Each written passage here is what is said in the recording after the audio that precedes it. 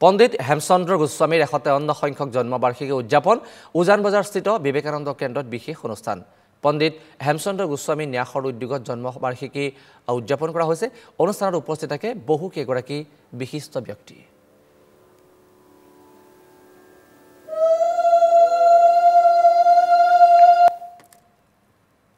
এখন আমি সেলিব্ৰেট কৰিছোঁ তেখেতৰ 153 বাৰ্থ এনিভাৰ্চাৰীৰ কাৰণে।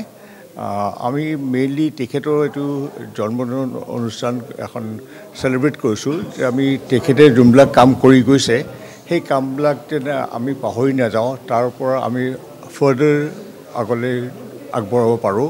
যে আমাৰ অসমীয়া জাতিটো আৰু অসমীয়া লেংগুৱেজ লিটাৰেচাৰ কালচাৰটো প্ৰমোট কৰিবৰ কাৰণে ভাৰতৰ ভিতৰতে নহয়, ভাৰতৰ বাহিৰতো এইটো আমি অলপমান অনুষ্ঠান অলপ ডাঙৰ কৰি কৰিব খুজিছোঁ।